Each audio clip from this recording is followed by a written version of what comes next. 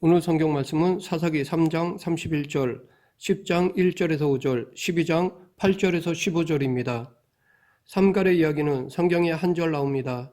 에훗 후에는 아낫의 아들 삼갈이 있어 소모는 막대기로 블레셋 사람 600명을 죽였고 그도 이스라엘을 구원하였더라. 성경에 한 절 나와 있기 때문에 일반적으로 사람들이 사사기를 설명할 때 이야기하는 순환 구조, 즉 사람들이 죄를 짓고 벌을 받고 구원받고 평안하고 다시 죄를 짓는 구조를 따라갈 수가 없을 것입니다. 대부분 사람들이 사사들을 구분할 때 대사사와 소사사로 구분합니다. 온니엘처럼 사사의 일대기가 순환 구조에 잘 맞거나 드보라나 기드온과 삼손처럼 사사가 한 일들이 세세하게 기록되어 있는 사사들을 대사사라고 부르고 그렇지 않으면 소사사라고 부릅니다.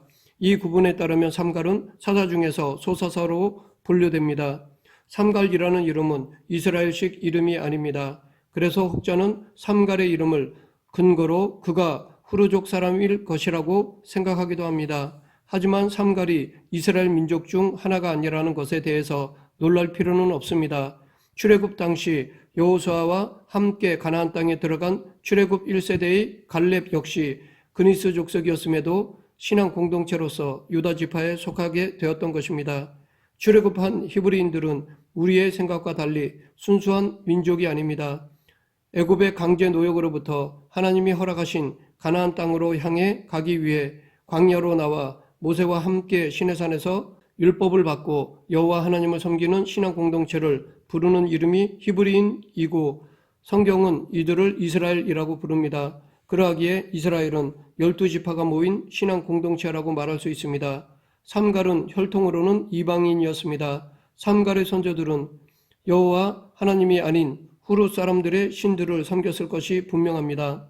그러나 삼갈은 그 모든 것을 다 버렸습니다. 그리고 오로지 여호와 하나님만을 유일한 하나님으로 고백하였습니다. 하나님은 그런 삼갈을 부르셨던 것입니다. 이스라엘 백성들이 가나안 땅에 들어올 때 이들보다 먼저 이곳에 들어온 해양 민족이 블레셋이었습니다. 람세스 2세가 죽고 난 다음 가나안 땅은 진공 상태가 되었습니다. 이렇게 애굽의 영향력이 급격히 줄어들었을 때 가나안 땅에 들어온 두 민족이 블레셋 사람들로 대표되는 해양 민족과 출애굽을 한 이스라엘 민족이었습니다. 블레셋 사람들이 이스라엘 백성들보다 더 일찍 가나안 땅에 들어왔는데 이 두 민족이 기원전 12세기부터 가나안 땅의 더 비옥한 곳을 차지하기 위해서 본격적으로 싸우게 되었는데 그 전쟁의 이야기가 사사기에 기록된 것입니다. 이 블레셋과의 전쟁에서 삼갈이 사용한 무기가 있었는데 히브리어로 말마드라고 하는 막대기입니다. 이 말마드는 성경에서 딱 한 번 사용된 용어이기에 이것이 소를 모는 데 사용하는 농기구이거나 소를 보호하는 데 쓰는 무기라고 짐작할 수 있지만 구체적인 모양과 길이는 알 수 없습니다. 그런데 삼갈이 이런 무기를 사용한 것은 우연이 아닙니다. 블레셋 사람들이 해양 민족이라고 했는데 흔히 블레셋의 모체가 되는 해양 민족을 오늘날의 그리스 지역에 거주하던 미케네 사람들일 것이라고 추정합니다. 이 해양 민족들이 중요하게 여기던 신과 그 신을 상징하는 동물이 소였습니다.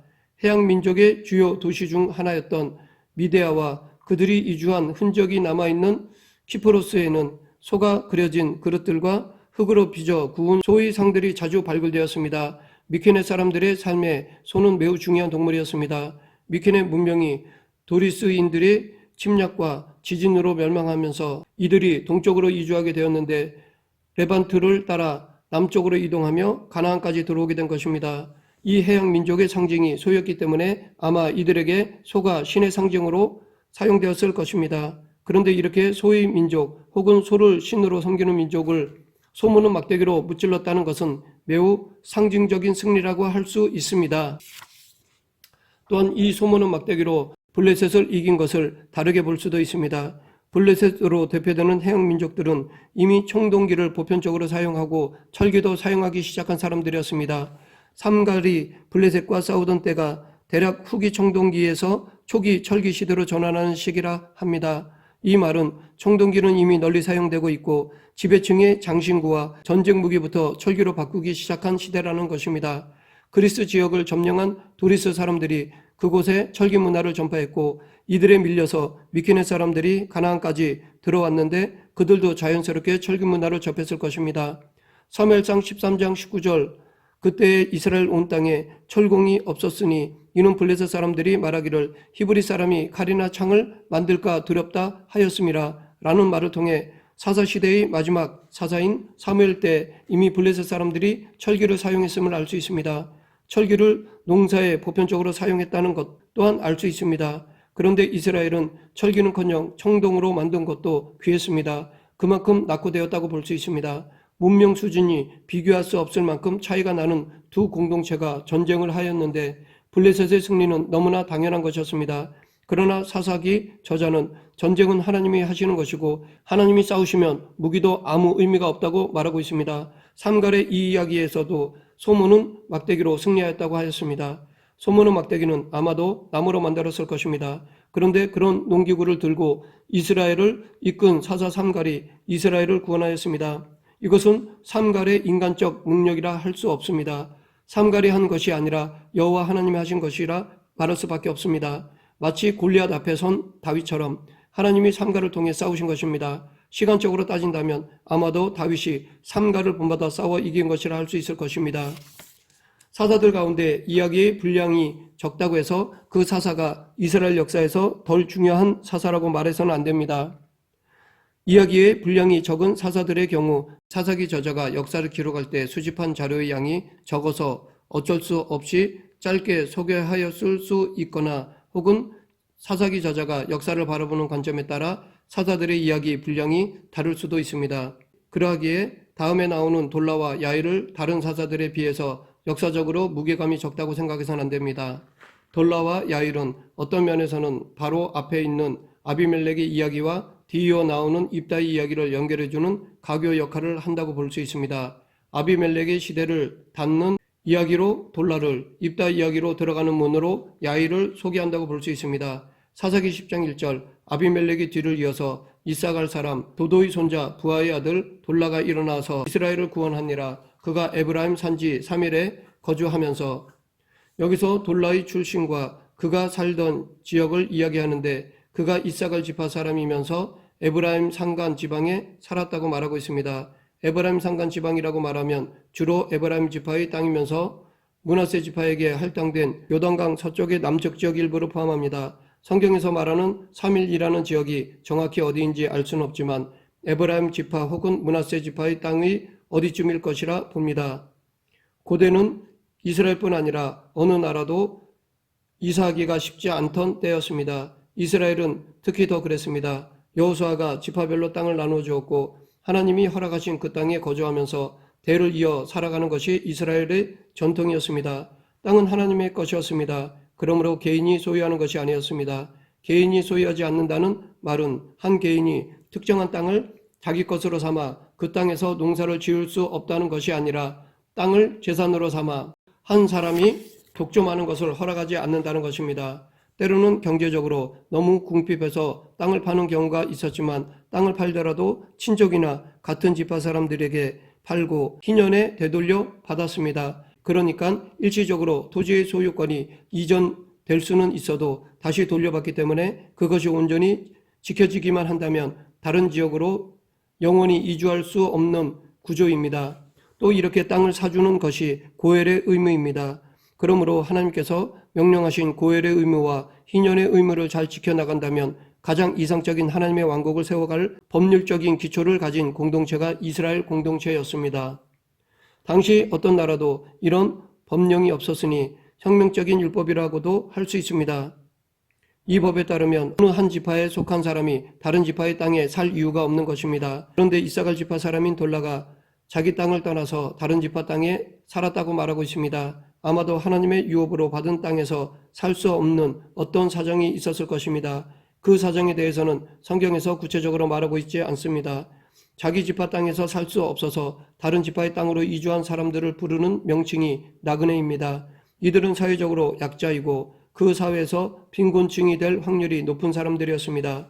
사실 하나님의 법에 따르면 경제적인 어려움 때문에 생계를 위해서 잠시 땅을 사고 파는 행위는 있을지언정 빈곤층으로 떨어져서 고통받는 사람들은 없어야 했습니다. 또 땅을 잠시 팔았을지라도 희년이 되면 다시 그 땅을 돌려받게 되니까 한 가족의 경제적인 어려움은 50년마다 모든 것이 원래대로 돌아가야 하는 것이었습니다. 그리고 그렇게 되도록 옆에 있는 가족들과 가까운 친족들은 고엘로서 돌보는 의무가 있었습니다. 그러나 자기가 살던 지파의 땅을 떠나 다른 지파의 땅까지 가서 살아야 할 지경이 되었다면 아마도 이 시대는 이런 돌봄의 의무, 즉 고엘 제도가 제대로 지켜지지 않은 모양입니다. 사사기 저자는 이 짧은 돌라의 출신 이야기를 통해서 사사시대에 벌써부터 하나님의 율법을 소홀히 여기기 시작했다는 것과 경제적인 문제 앞에서는 하나님의 명령도 흘려보내는 이스라엘 공동체가 되었다는 것을 지적하고 있습니다.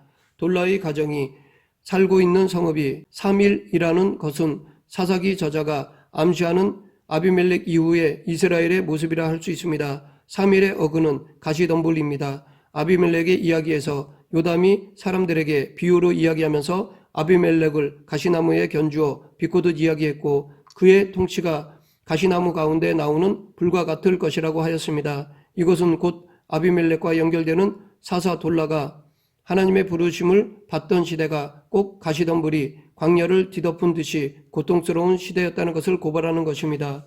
그러나 그런 시대에도 하나님께서는 돌라를 구원자로 부르셨습니다. 돌라의 집안은 에브라임 산지에서 영원한 나그네와 같은 집안이었습니다. 돌라라는 이름이 가진 의미는 벌레입니다. 자주색 염료를 채취하는 데 이용되는 벌레로 에브라임 산지에서 돌라와 그 가족은 그 이름처럼 벌레 같은 처지였을 것입니다. 권력과도 관계없었습니다. 그러나 하나님께서는 권력자들의 가시덤불 같은 통치로 고통받는 이스라엘 백성들을 위해서 힘 가진 사람들의 눈에는 벌레 같은 돌라를 택하신 것입니다. 이것이 하나님께서 일하시는 방식입니다. 그런데 이런 돌라와 완전히 배치되는 인물이 그 다음 구절에 곧바로 나오고 있습니다. 사사기 10장 3절부터 5절. 그 후에 길르앗 사람 야일이 일어나서 22년 동안 이스라엘의 사사가 되니라. 그에게 아들 30명이 있어 어린 나귀 30을 탔고 성읍 30을 가졌는데 그 성읍들은 길르앗 땅에 있고 오늘까지 하봇 야일이라 부르더라. 야일이 죽음에 가몬에 장사되었더라. 돌라 다음의 사사는 길르앗 사람 야일이었습니다. 이 사람에 대해서는 우리말 성경은 22년 동안 이스라엘의 사사로 있었다고 소개하지만 히브리어 성경을 직역해 보면 22년 동안 이스라엘을 다스렸다 또는 22년 동안 이스라엘의 의사결정을 도맡았다라는 것입니다. 별다르지 않아 보이지만 이 작은 차이가 사사기 저자의 의도를 정확하게 드러내고 있습니다. 이사갈 사람 도도의 손자 부하의 아들 돌라가 일어나서 이스라엘을 구원하니라 라고 돌라를 소개하는 반면에 야일을 소개할 때는 아주 간단하게 다스렸다 라고만 하였습니다. 아마도 그의 삶은 사사로서의 삶을 살지 않았나 봅니다. 그러있기에 성경은 곧바로 야일이 22년 동안 무엇을 했는지 말하고 있는데 아들이 30명이 있었다고 말하고 있습니다. 아내를 많이 두는 것이 이스라엘을 다스리는 지도자에게 좋지는 않지만 아들을 많이 낳는다는 것이 꼭 아내를 많이 두었다는 것은 아니라고 믿지만 문제는 그 아들들이 나귀 30마리를 타고 다녔다는 것입니다. 고대 시대 때 광야의 승용차가 나귀였습니다. 낙타는 지금의 화물차라고 볼 수 있습니다. 그러니 사사 야일의 아들들 모두가 승용차 한 대씩은 몰고 다녔다는 것입니다. 지금으로 보면 아버지를 잘 만난 금수저라고 할 수 있습니다. 더 놀라운 것은 이 아들들이 전부 길르앗에서 성 하나씩을 차지하고 있었다는 것입니다. 성경에서 여호수아 시대의 갓 지파에 속한 대표적인 성읍들을 열거할 때 그 수가 대략 11개였습니다. 물론 무슨 지역이라고 말한 곳에 성읍이 몇 개 더 있었다고 하더라도 그 수가 30이 넘지는 않았을 것입니다. 시간이 지나면서 인구도 늘어나고 마을들도 더 생겨났을 것입니다. 그래서 성읍의 수가 늘었을 것인데 그때마다 모두 야일의 손아귀에 들어갔다고 해야지만 야일이 성읍 30개를 소유할 수 있는 것입니다. 그러하기에 야일이 가진 사유재산이 그만큼 상상을 초월했다는 것입니다. 그런데 사사기 저자는 야일이 재산도 많고 여호와 하나님을 향한 신앙도 좋고 그 재판도 공평하여 하나님의 영이 늘 함께했던 사람으로 묘사하고 있지 않습니다. 오히려 이스라엘을 구원한 나그네의 인생이 벌레 같은 돌라와는 달리 야일에 대해서는 그저 평범하게 다스렸다라는 말로 짧게 지나가 버리면서 야일이 다스렸던 시대를 평가절하하였습니다. 더욱이 야일의 시대에 권력과 부를 한 손에 쥐고 있던 야일의 아들들이 오직 아버지의 후광으로 재산을 증식하고 권력을 누리면서도 하나님에 대한 신앙과 이스라엘 공동체로서 가져야 할 역사의 의식에 대해서 얼마나 무지했던 아들이었는가를 고발하고 있습니다. 하나님의 빛을 비추라 라는 뜻의 이름을 가진 야일은 오로지 자기 자신과 자신의 가족이 드러나기만을 위해서 살았던 사람이라고 말할 수 있습니다. 이런 사람이 이스라엘의 지도자라면 좋지 않는 미래가 있을 뿐입니다. 사사기는 이야기의 흐름상 기드온 시대 이전과 이후로 나눠볼 수 있습니다. 기드온 이전의 사사는 이스라엘의 최고 의사결정권자로서 본받을 만한 구원자들이었습니다. 그러나 기드온 시대 이후로는 사도들마저도 탐욕과 부패에 찌들었습니다. 그들이 가진 이스라엘의 의사결정권이 여호와 하나님으로부터 나온 것을 잊어버리고 자신을 드러내고 부를 축적하며 주어진 권력을 내려놓지 않으려 하였습니다. 이렇게 기드온 이후의 사사들은 이웃나라의 왕들처럼 그 권력을 자녀들에게 물려주려고 했고, 자녀가 그만한 능력이 되지 않으면 사사였을 때 많은 재산을 축적하여 물려주려고 하였습니다. 결국 사사들은 스스로 바알이 되어가고 있었습니다. 비록 그들도 한때는 하나님의 영이 임했고 이스라엘 백성들을 하나님의 편으로 이끌었던 사람들이었지만 그들은 단지 하나님의 종이라는 사실을 망각하였습니다. 이스라엘의 왕은 오직 여호와 하나님이라는 것을 잊어버렸습니다. 유다 지파 베들레헴 사람 입산에게서도 이런 모습을 찾아볼 수 있습니다. 사사기 12장 9절, 그가 아들 30명과 딸 30명을 두었더니 그가 딸들을 밖으로 시집 보냈고 아들들을 위하여 밖에서 여자 30명을 데려왔더라. 그가 이스라엘의 사사가 된 지 7년이라. 여기서 입산이 30명의 딸들을 밖으로 시집 보냈고 30명의 며느리들을 밖에서 얻었다고 말하고 있습니다. 이것은 가문 밖이나 지파 밖으로 볼 수 있지만 이스라엘 밖, 즉 이방인들로도 볼 수 있습니다. 기드온 이후 사사들은 자주 국제관계에서 안전을 보장받는 수단으로 세상의 처세술을 이용하기 시작하였습니다. 이것을 좋게 평가해 주자면 이스라엘의 평화를 위한 일이라고 말할 수 있지만 사사기 저자는 평화를 주시는 분이 오직 여호와 하나님이기에 세상적인 처세술을 이용하려 던 사사들의 불신앙을 지적하고 있는 것입니다. 이러한 사사들의 마음 한구석에는 자신의 시대에 안정을 추구하면서 통치 기간을 늘리기 위한 수단으로 국제정치를 이용하려는 마음이 있었던 것입니다.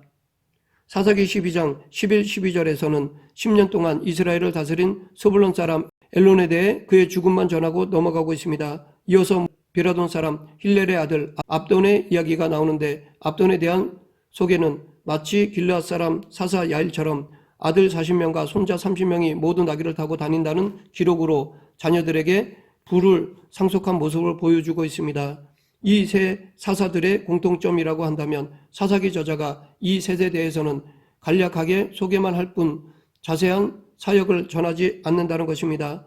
그 간략한 소개마저도 긍정적으로 생각할 만한 것이 아니라 오히려 사사라는 직업에 종사했던 사람처럼 묘사하고 있습니다. 특히 이 세 사사에게는 백성을 구원하였다는 말이 나오지 않습니다. 이것은 아마도 이 세 사사는 하나님의 영이 임해서 사사가 된 것이 아니라 사람들의 선택으로 된 것으로 볼 수 있습니다.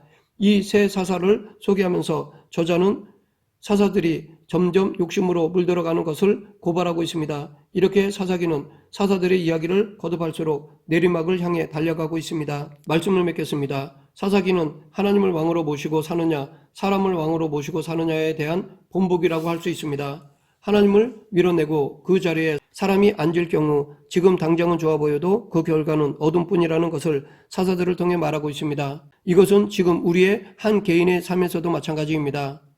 하나님을 왕으로 모시고 사는 것과 내가 혹은 세상을 왕으로 모시고 사는 것과 그 결과는 하늘과 땅 차이입니다. 우리는 지금 당장 세상의 것들을 왕으로 모시고 사는 것이 좋아 보여도 그렇게 해서는 안 됩니다. 오직 하나님만을 왕으로 모시고 살아야 합니다. 그렇게 살아가는 성도가 되길 간절히 축원합니다. 기도하겠습니다. 거룩하신 하나님 아버지, 저희들 세상의 것을 왕으로 삼지 않게 하시고 오직 하나님만이 나의 왕이시며 예수 그리스도만이 구원자 되심을 잊지 않는 그리스도인이 되게 하여 주시옵소서. 예수님 이름으로 기도드립니다. 아멘.